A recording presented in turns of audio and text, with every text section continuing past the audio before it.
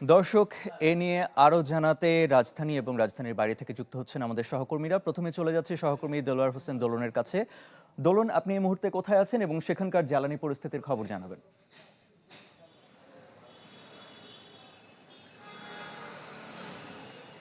আমি এই মুহূর্তে আসাদ গেট রয়েছি। বাংলাদেশ পেট্রোলিয়াম কর্পোরেশনের সিদ্ধান্ত ক্রমে নির্ধারিত গাড়িতে যে নির্ধারিত পরিমাণ তেল সরবরাহ করা হচ্ছে তা আজ কিন্তু পুরো দমে চলছে।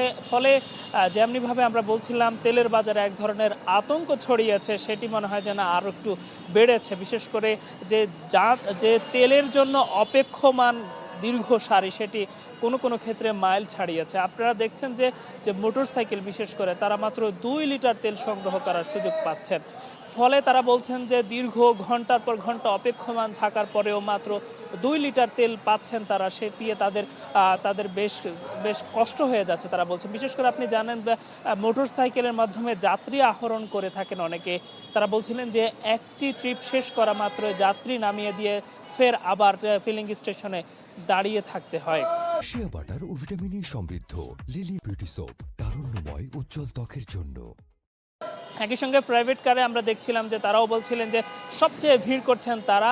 আর এক্ষেত্রে আমরা দেখেছি যে এই আসাদ গেটের এই ফিলিং স্টেশনের যে জট, সেটি চন্দ্রিমা উদ্যান কিংবা জিয়া উদ্যান পর্যন্ত ছাড়িয়েছে, আমরা কিছু সময় আগে দেখেছি। তবে ক্রমান্বয়ে বা বেলা বাড়ার সাথে সাথে সেটা বেলা যত বাড়ছে ততই ভিড় বাড়ছে বলে আমরা দেখছি।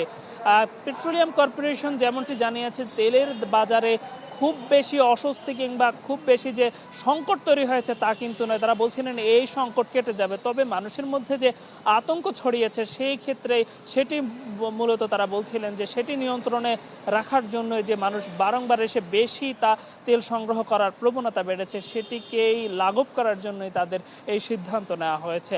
আপনি জানেন যে এরই মধ্যে ইরান ঘোষণা দিয়েছেন যে যুক্তরাষ্ট্র এবং ইরান ছাড়া বাকি সবার জন্যই হরমুজ প্রণালী দিয়ে তেল সরবরাহ কিংবা তেলের জাহাজ অতিক্রম করা, তারা বলছেন যে কোনো অসুবিধা হবে না। তবে এই দুই দেশ পারবে না। এক্ষেত্রে একটা বলাই যায় যে আগামী অল্প সময়ের মধ্যে কিংবা কিছুদিনের মধ্যে হয়তো তেলের বাজার স্বাভাবিক হবে। তবে মানুষের মধ্যে যে আতঙ্ক ছড়িয়েছে সেটি আসলে কবে নাগাদ কাটবে সেটি হয়তো প্রশ্নের তৈরি হয়েছে। আমরা কথা বলছিলাম এখানে যারা অপেক্ষমান রয়েছেন তেল সংগ্রহ করতে, তারা বলছিলেন যে যদি তেলের সংকট নাই থাকে তাহলে কেনই বা এমন নির্ধারণ করে দেওয়া হচ্ছে মাত্র 2 লিটার কিংবা নির্ধারিত পরিমাণের বাহিরে তেল নেওয়া যাবে না। তো সব মিলিয়ে বলা যায় যে তেলের বাজারে যে আতঙ্ক ছড়িয়েছে আসাদ গেট ফিলিং স্টেশন থেকে, এই ছিল আমার কাছে থাকা সবশেষ তথ্য। মহাজির, ধন্যবাদ দোলন।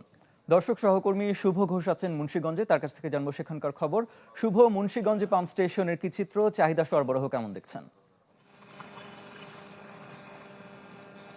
দেখুন, আসলে স্বাভাবিকের তুলনায় চাহিদা কিন্তু অনেক বেশি বেড়েছে। পাম্প মালিক এবং এখানকার সংশ্লিষ্টরা জানিয়েছে যে আজ রাত থেকে কিন্তু সরবরাহ সংকট দেখা দেওয়ার কারণে তেলের একটি সংকট দেখা দিতে পারে।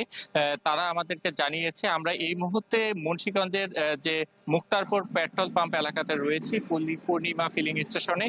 সেখানকার সংশ্লিষ্টরা আমাদেরকে জানিয়েছে তাদের প্রতিদিন গড়ে 9.5 থেকে 10,000 লিটার তেলের অকটেন এবং ডিজেলের চাহিদা থাকলেও এখানে কিন্তু আসলে প্রতিদিন এখন 15 থেকে 16,000 লিটার তেলের একটি বাড়তি চাহিদা তৈরি হয়েছে। এতে করে 5 থেকে 6,000 যে লিটার তেলের যে বাড়তি চাহিদা সেটি সামাল দিতে কিন্তু তাদের একটি সরবরাহের সংকট এবং দেখা দিয়েছে। তারা বলছে যে প্রতিদিন 9 থেকে 10,000 লিটার তেলের চাহিদা থাকলেও সবশেষ গত বৃহস্পতিবার তারা 6,500 লিটার তেল কিন্তু সরবরাহ পেয়েছেন। এখানে অভিযোগ রয়েছে বিভিন্ন মোটরসাইকেল চালক সহ বিভিন্ন যানবাহন চালকরা কিন্তু প্রভাব দেখিয়ে। শুভ, আপনাকে ধন্যবাদ। দর্শক, পাম্প স্টেশনের খবর জানাচ্ছিলেন আমাদের সহকর্মীরা।